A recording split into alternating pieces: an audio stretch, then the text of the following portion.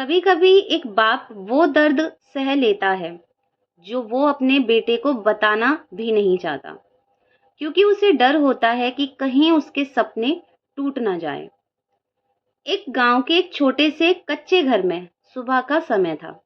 चूल्हे से धुआं उठ रहा था और एक बूढ़ा आदमी जिसका नाम था रामदास खांसते हुए लकड़ी डाल रहा था।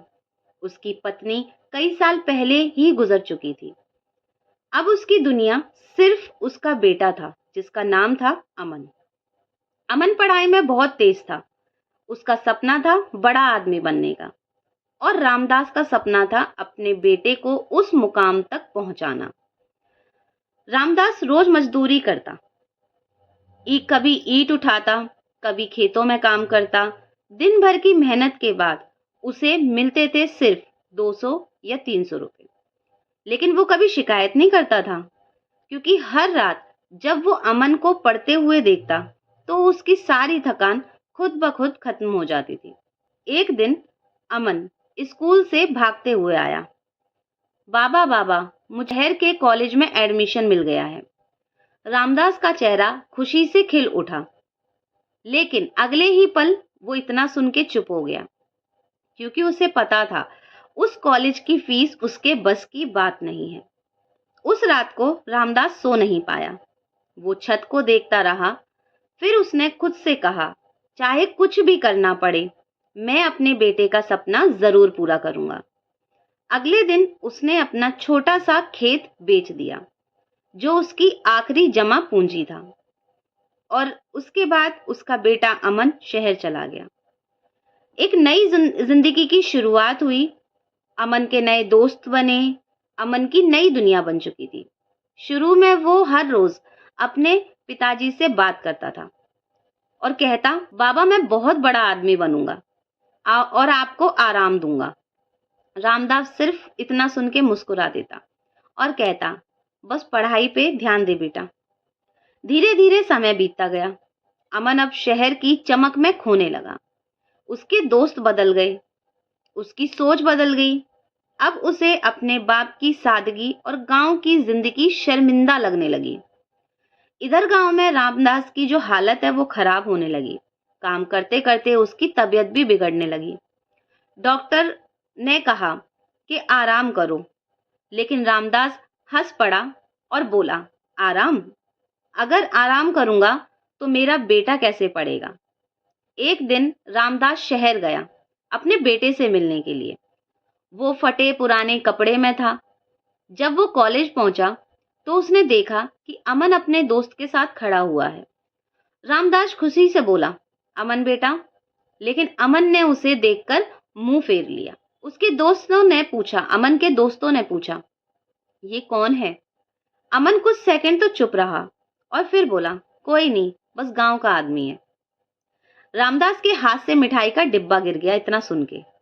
लेकिन इतना सुनने के बाद उसकी आंखों में आंसू भी आ गए। लेकिन उसने कुछ नहीं कहा। वो चुपचाप वहां से चला गया। उस दिन पहली बार एक बाप अंदर से पूरी तरह टूट चुका था। गांव लौटकर रामदास और भी ज्यादा काम करने लगा, क्योंकि अब उसके पास सिर्फ एक ही चीज बची थी, अपने बेटे का सपना। लेकिन इस बार वो अपने दर्द को छुपा रहा था। रामदास अब कम बोलता था, लेकिन काम पहले से ज्यादा करता था। दिन में मजदूरी और रात में खांसी और बीच बीच में बेटे की याद।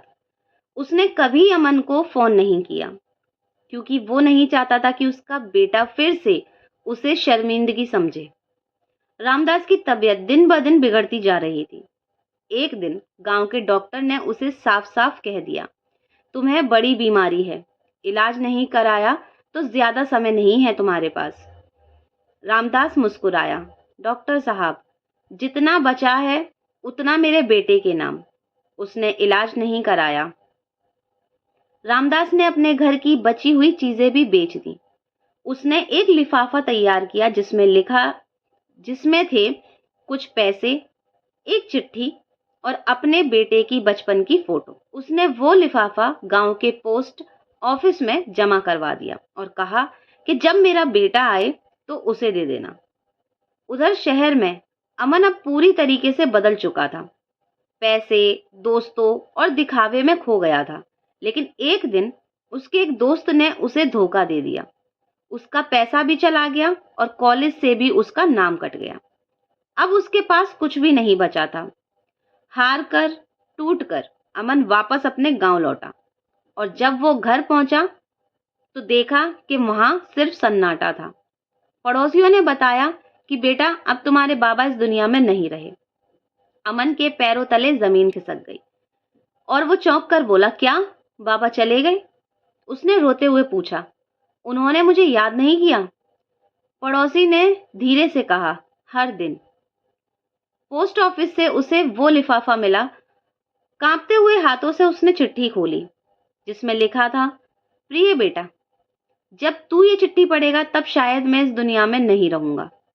मुझे उस दिन बहुत दुख हुआ था जब तूने मुझे कोई नहीं कहा, लेकिन मुझे तुझसे कोई शिकायत नहीं बेटा, क्योंकि मैंने तुझे बड़ा आदमी बनने के लिए ही पाला था। मैंने अपना खेत बेचा, अपनी सेहत खो दी, बस इसलिए कि तू अपने सपनों को पूरा कर सके। ये कुछ पैसे हैं, शायद तेरे काम आ जाए। और हाँ बेटा, अगर कभी लगे कि तू अकेला है तो याद रखना, तेरा बाप तेरे साथ हमेशा है। और नीचे लिखा था, तेरा बाबा। चिट्ठी पढ़ते ही अमन फूट फूट कर रोने लगा। उसे वो हर पल याद आने लगा जब उसके बाबा ने उसके लिए सब कुछ किया था। और उसने क्या किया? उसे कोई नहीं कह दिया। उस दिन के बाद अमन की पूरी दुनिया बदल गई।